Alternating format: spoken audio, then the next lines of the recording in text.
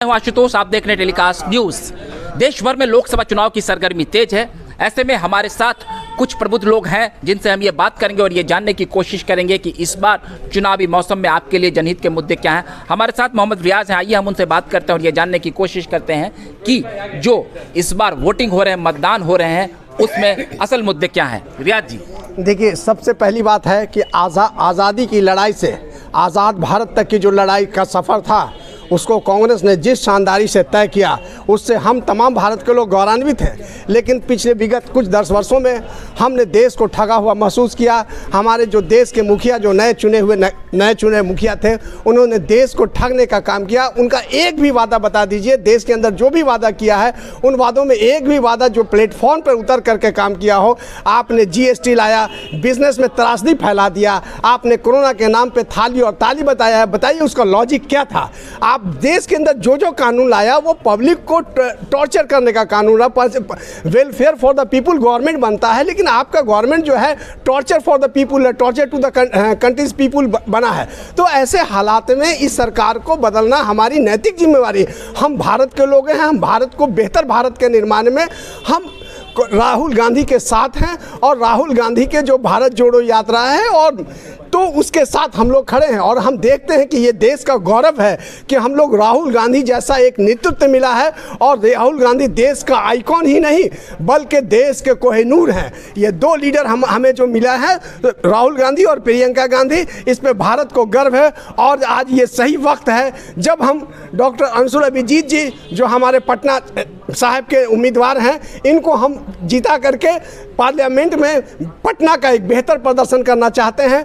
और अभी हम जो 10 वर्षों जो ठगा हुआ महसूस करते, टॉर्चर्स महसूस करते थे, भाई को भाई से नफरत की निगाहों से देखना, एक दूसरे को शक की निगाह से देखना और उन्मादी व्यवस्था कायम करना। अगर मंच पर मोदी जी बता दे कि भारत के नक्शे पर आपने सिर्फ नफरत फैलाने के बाद सिर्फ सिंगल पॉइंट एजेंडा है, झूठ बोलते जाओ, सुबह शाम नफरत फैलाओ और उसके बाद जय श्री राम बोलो। तो ये नफरत की राजनीति भारत जो का स्ट्रक्चर जो है, भारत के नोटों में देखिएगा कि 16 भाषाओं का है।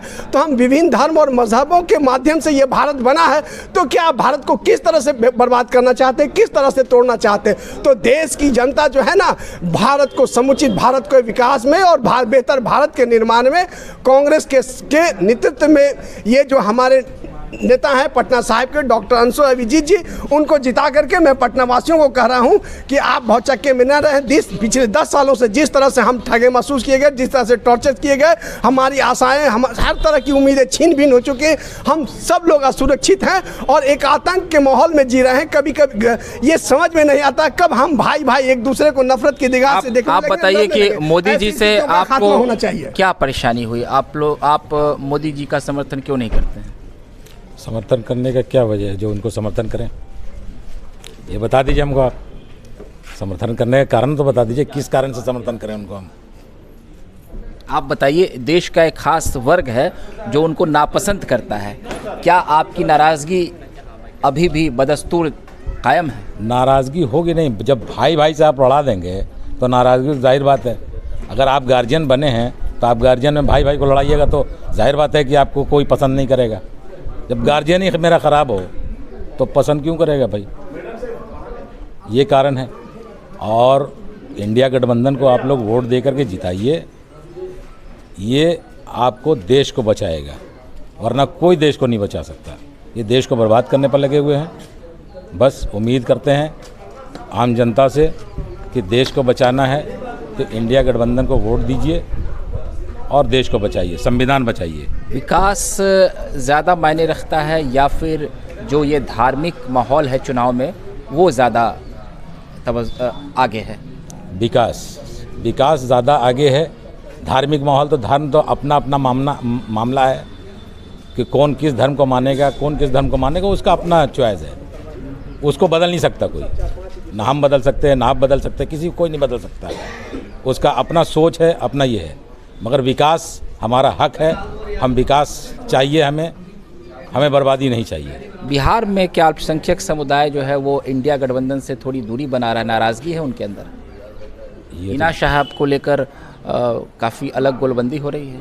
नहीं, ऐसा कुछ नहीं है, ये अफवाह है, ऐसा कुछ नहीं है।